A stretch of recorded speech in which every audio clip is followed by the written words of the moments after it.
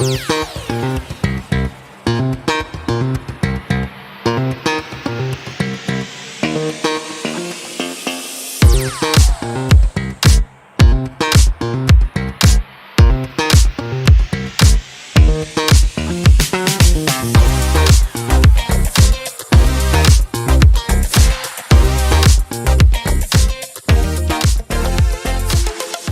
you have any clue that there was a time when colonial powers were fighting to secure monopoly on spice trade rather than oil?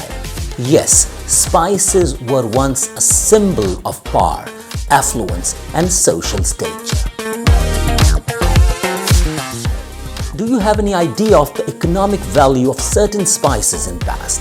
In 10th century, the nutmeg, in Urdu we call it jaifal, was valued more than 1 pound of gold in Venice. It was the rarest spice that was only available in Malacca's archipelago in Indonesia.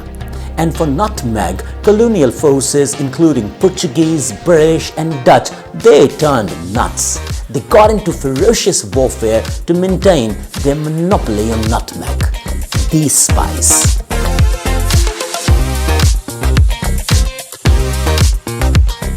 Do you know that spice-producing islands were of great importance in past?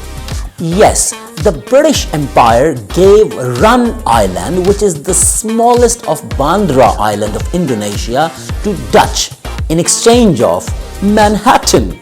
Yes, you heard me right. Manhattan, New York for Run Island.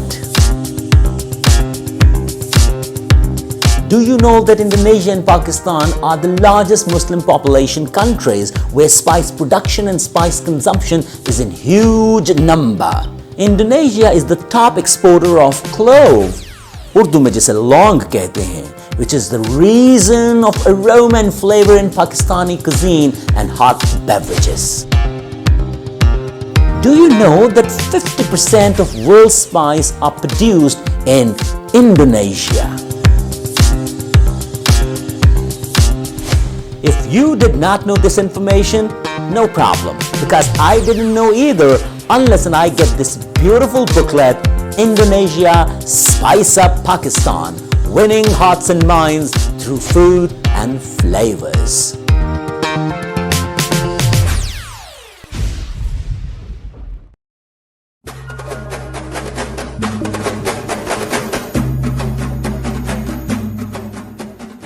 This booklet is published by Indonesian Embassy, Islamabad, Pakistan, and it provides a wonderful set of information about spices.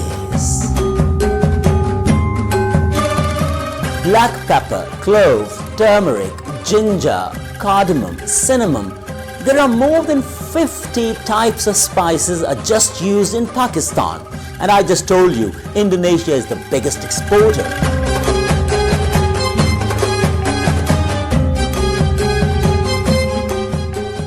The use of spices ranges from culinary to beauty care, from religious rituals to healthcare, and definitely there is a huge economic side of spices, and this booklet covers all these aspects.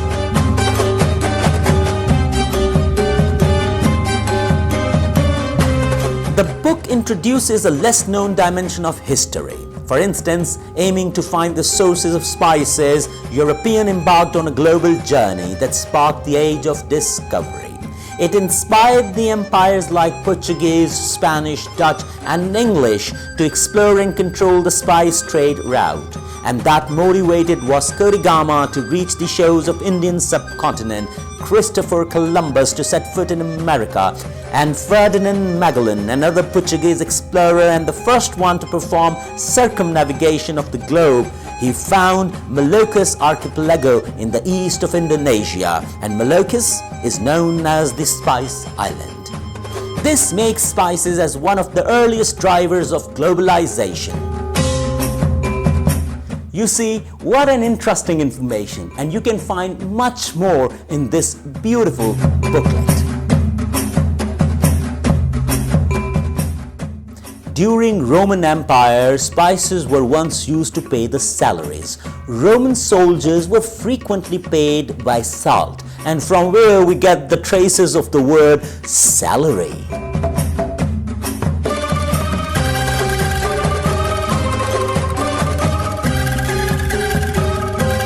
In the old times, Palapa oath used to define and assure the unity of Indonesia where multiple ethnicities exist. Even today, the national motto of Indonesia, unity in diversity, and the official foundational philosophical theory of Indonesia known as Pancasila, 5 principle, gets its roots in Palapa oath. The fun fact is that word palapa means the combination of spices. In Urdu we call it garam masala, where lots of spices are put together. So you see, spices were in the Indonesian crowns.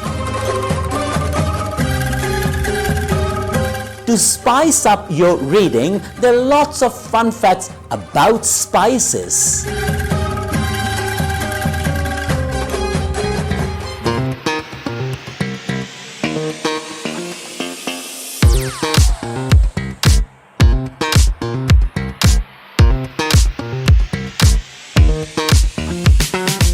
Interestingly, in the booklet you will also find the best recipes of the most favorite cuisines from Pakistan and Indonesia, like chicken karai, dal lobia, beef biryani, and pasande of Pakistan, and gudab, arsik, chicken palawang of Indonesia.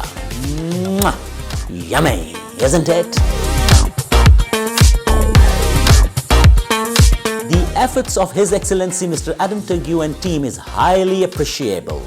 But real appreciation is that you get the copy of your booklet, read it out, and realize the strong connection between two brotherly nations, Indonesia and Pakistan, and then spice up the relation. Long live the friendship, long live the spices.